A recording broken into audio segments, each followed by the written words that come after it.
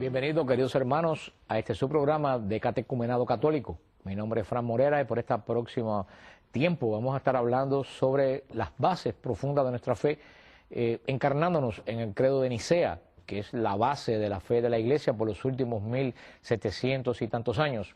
Comenzamos este programa como comienza los cristianos las obras, adentrándonos en el misterio de la Trinidad, en el nombre del Padre, del Hijo y del Espíritu Santo. Amén. Siguiendo el ritmo del credo, vamos a hablar hoy sobre la parte del credo que dice creador del cielo y de la tierra, de todo lo visible y lo invisible.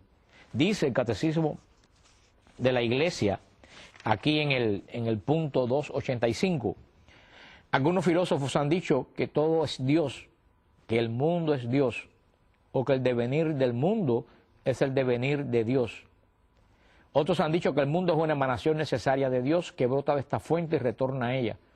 Otros han afirmado incluso la existencia de dos principios eternos, el bien y el mal, la luz y las tinieblas en lucha permanente, el dualismo, conocido como maniqueísmo.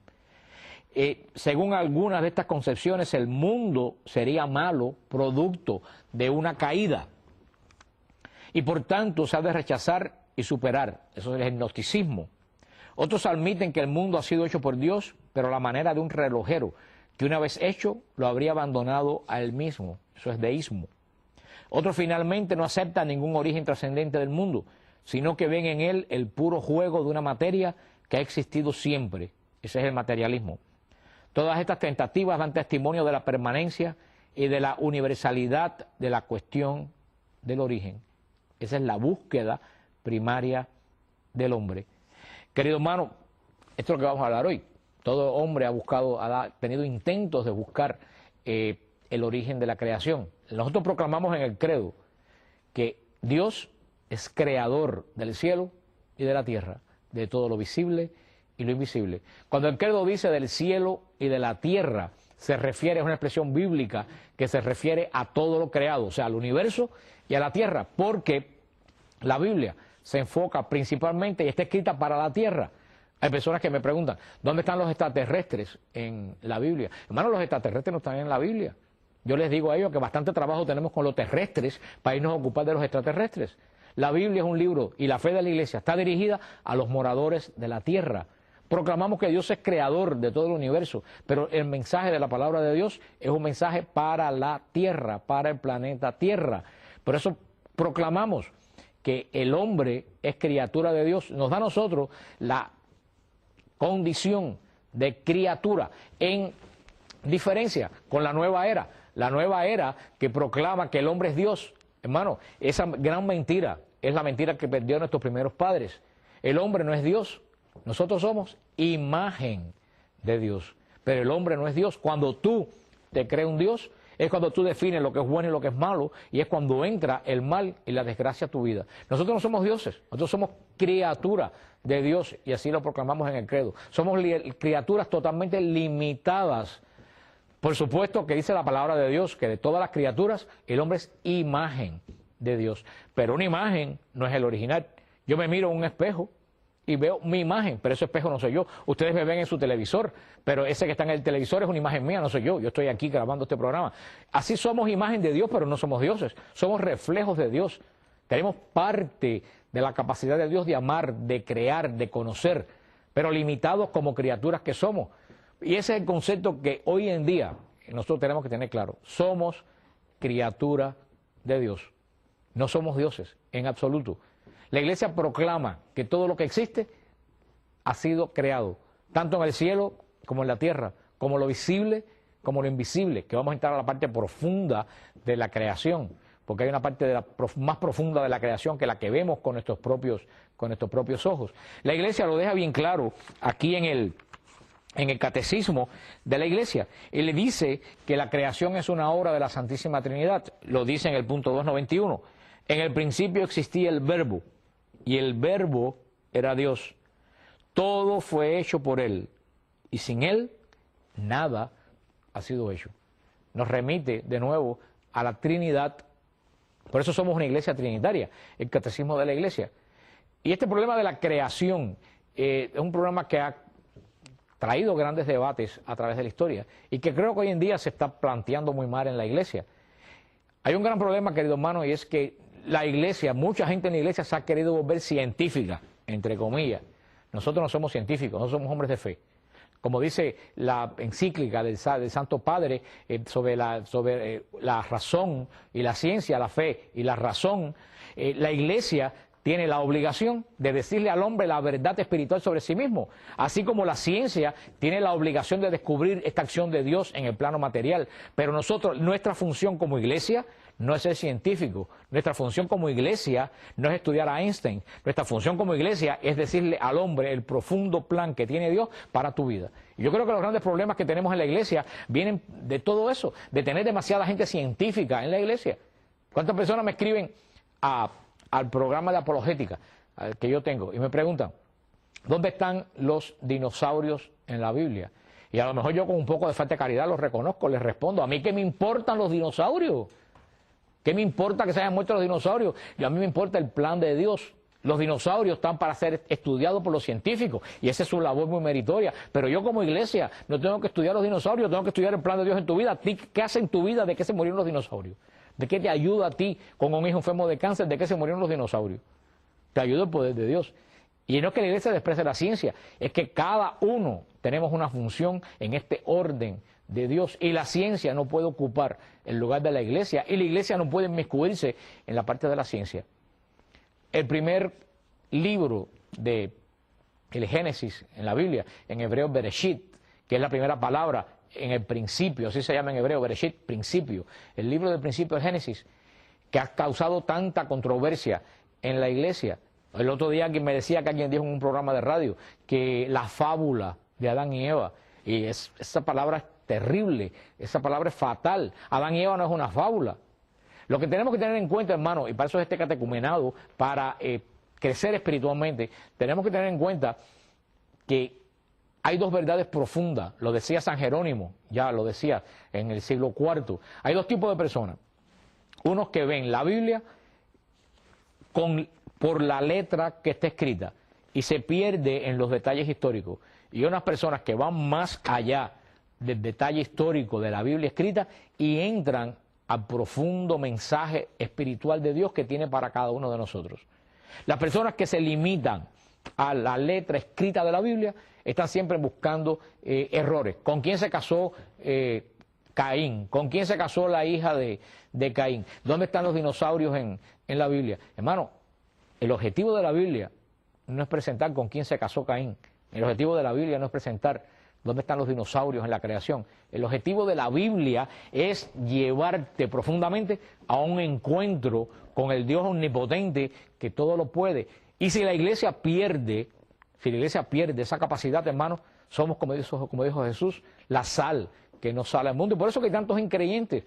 Los que no son creyentes no es culpa de ellos, que nosotros no estamos predicando el verdadero mensaje de la palabra de Dios. Y todo esto te lo digo por el Génesis de la Biblia. En el famoso Génesis de la Biblia, el relato de la creación, de la primera parte de la Biblia.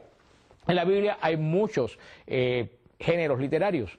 Hay novelas, hay historia, hay poesías, hay libros de dichos sapiensales que transmiten sabiduría.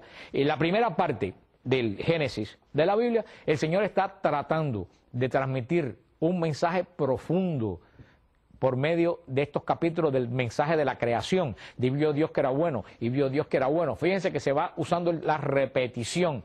Dios quiere grabar en la mente del hombre, por la forma del relato primero de la creación, que todo lo que Dios hizo, primeramente lo hizo ordenado.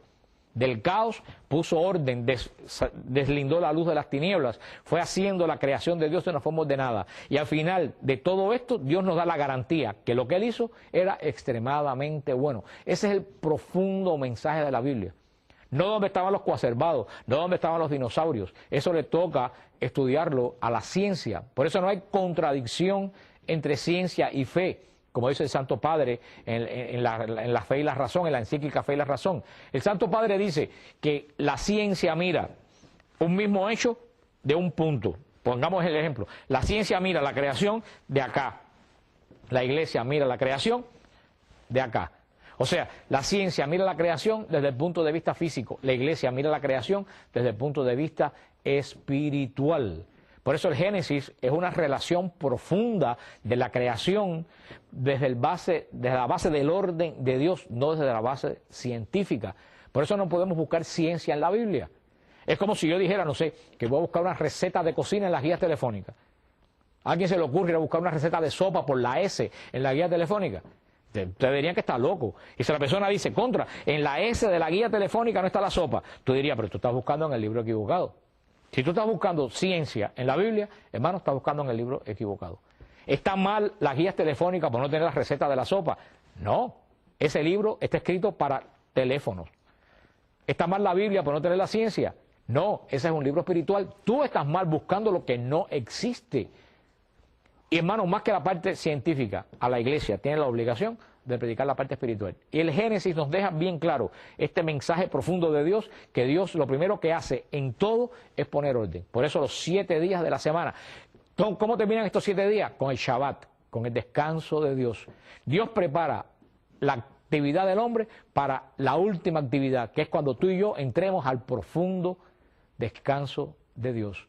El Shabbat es más que estar un sábado sentado sin hacer nada. El Shabbat es la prefigura de cuando nosotros lleguemos al cielo, el descanso profundo en la alegría del encuentro con Dios. Por eso, esta forma de explicar la creación de la Biblia no es que es anticientífica, es que tiene otro objetivo. Y cuando tú vayas al Génesis y lo leas profundamente, desde el punto de vista espiritual, viendo cómo Dios ordena, y al mismo tiempo que ordena lo que hace, lo hace bien, tú te vas a dar cuenta del profundo mensaje que tiene el Génesis de la Biblia, más que si te pones a buscar los dinosaurios. El segundo relato de la palabra de Dios, porque hay 2 relatos, y no es que se contradigan, es que el primer relato es el relato de la creación, el segundo relato es el relato de por qué la creación se echó a perder. Podemos decir que la primera parte de Génesis, los primeros 2 capítulos, es la creación del universo en orden. El capítulo 3 es el segundo relato de la creación, es la creación, el origen, primero, origen de la creación del mundo. Segundo, origen, Bereshit, origen del pecado, porque la creación se echó a perder. Y tercero, con Abraham, origen del comienzo de la fe en el hombre, cómo el hombre sale a buscar esa fe del Dios Redentor que lo va a llevar a la plenitud de la obra de Dios, volver a la redención, a como era el hombre antes del primer pecado. O sea que fíjate que son las 3, origen del mundo, origen del pecado, origen de la fe. Ese es el Bereshit, ese es el libro del Génesis. El segundo relato que nos muestra Adán y Eva, está la gran discusión si Adán existió, si Adán no existió. Es maravilla cómo las personas, sobre todo en la iglesia, de un plumazo descartan la posibilidad de Adán y Eva. En un momento que los científicos están diciendo más que nunca que hay una mujer africana de la cual desciende toda la creación. Y muchos científicos llaman a esa mujer ya la Eva africana. En un momento que los científicos nos están llevando a una cepa común de donde sale el hombre, pues muchos en la iglesia se ponen a descartar a Adán y Eva de un plumazo. O a decir la fábula, Adán y Eva no es una fábula. Adán y Eva es un profundo relato de Dios de por qué la creación que Él creó profundamente buena se echó a perder y terminó en el desastre que nosotros vemos hoy en día cada vez que ponemos los noticieros.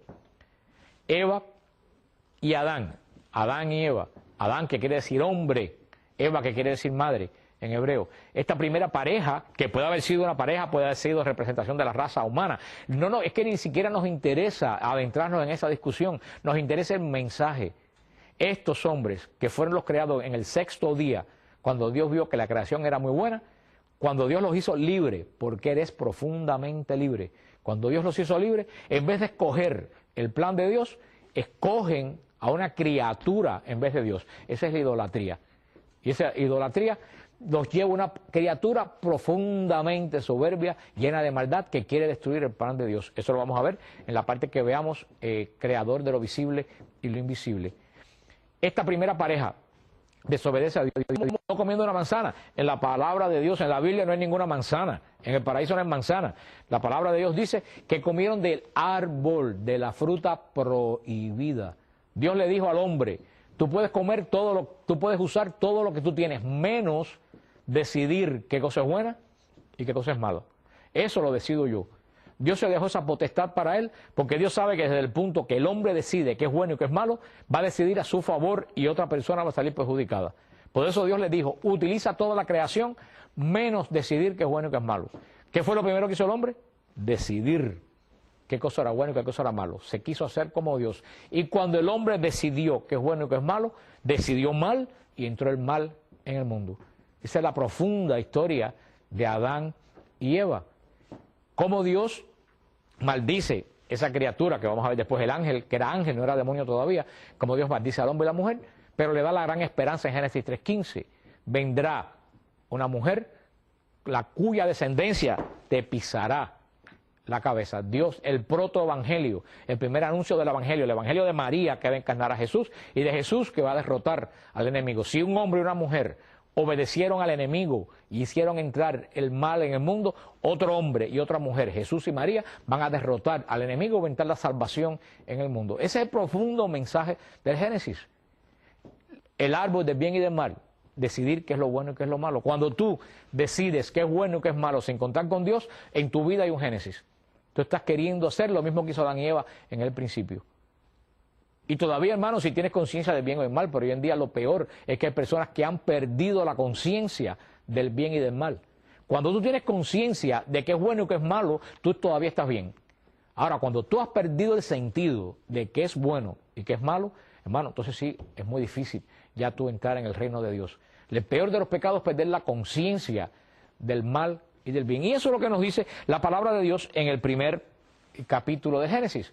Más tarde, en la explicación de Caín, y a ver, ¿con quién se casó Caín? Yo no sé con quién se casó Caín. Lo que sí yo sé es que la Biblia me dice que la acción de ese hombre y esa mujer tuvieron repercusión en su familia.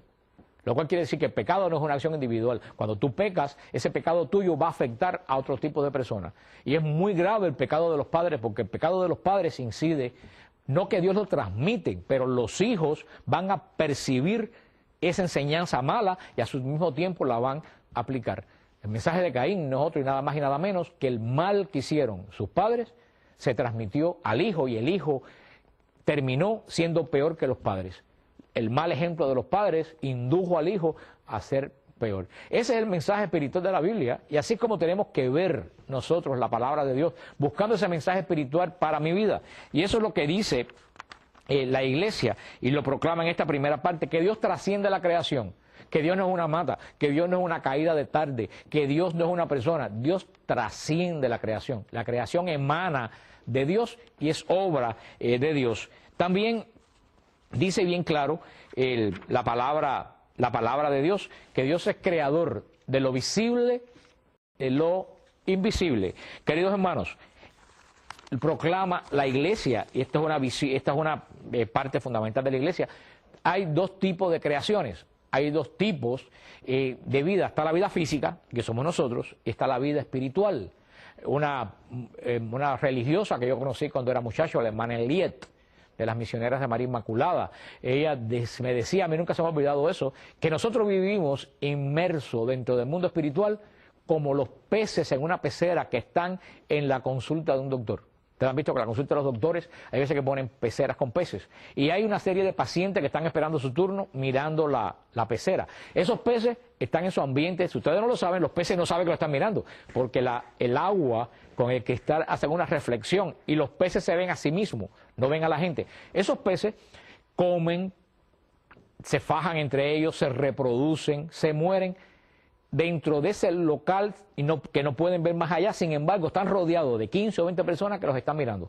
Me decía la madre Eliet, así es la vida de uno. Uno está inmerso en una vida espiritual que uno no ve, porque la reflexión de mis limitaciones impide verla, pero tenemos un mundo espiritual que nos rodea, porque Dios es creador de lo visible, que somos nosotros, y de lo invisible.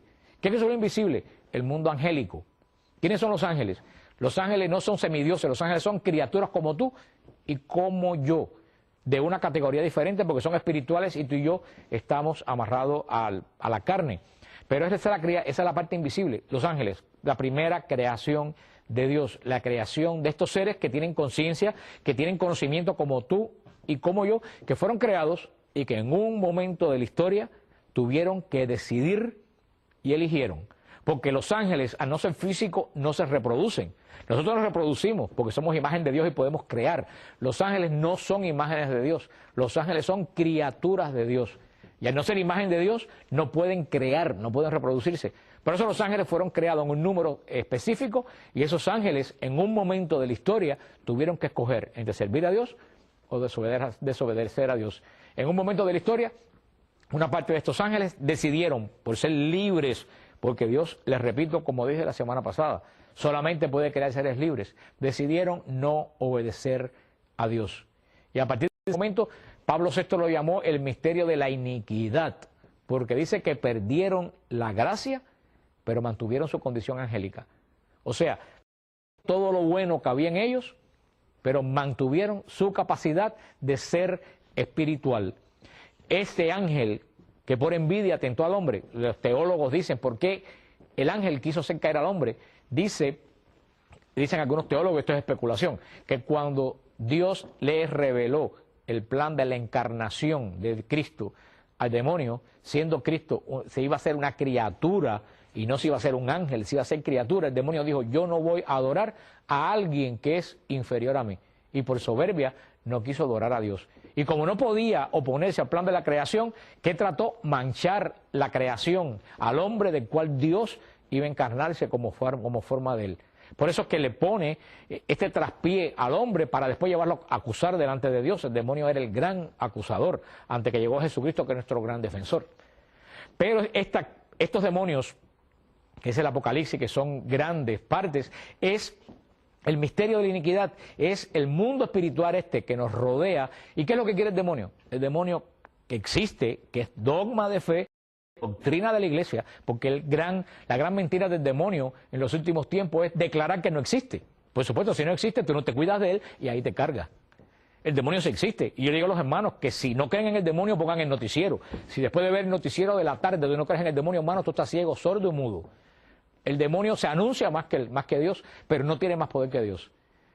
El objetivo del demonio, él tiene un solo objetivo, quitarte la paz, que tú no tengas paz. Si tú no tienes paz, tú no vas a poder tener fe. Si tú no tienes paz, tú no vas a poder confiar en el Señor. Si tú no tienes paz, tú no vas a poder ser buen padre, tú no vas a poder ser buen esposo, tú no vas a poder ser buena esposa, tú no vas a poder ser buena hija. El demonio trata de quitarnos la paz. Y nosotros tenemos que estar alerta para no dejar que el demonio quite mi paz. ¿Quién le dice al demonio por dónde te quita la paz? Se lo dices tú mismo. Cuando tú te quejas, tú le estás diciendo al demonio que hay algo en tu vida que te molesta. Y si el demonio sabe que hay un área de tu vida que te molesta y te quita la paz, el demonio te va a agarrar por ahí y no te va a soltar. Mientras más te aprietes, más te vas a quejar. Mientras tú más te quejes, más el demonio va a saber que te está quitando la paz. Y mientras más tú te quejes, más te va a apretar, hasta que te logra apartar de Dios. Por eso, la gran bendición que nos enseña la iglesia a nosotros, hermanos, es no quejarnos. Israel estuvo 40 años perdido por el desierto porque se quejó. No le dejes gusto al demonio. Cuando el mal llega a tu vida, cuando te sientas mal, en vez de comenzarte a quejar, recuérdate que Dios nunca responde una queja.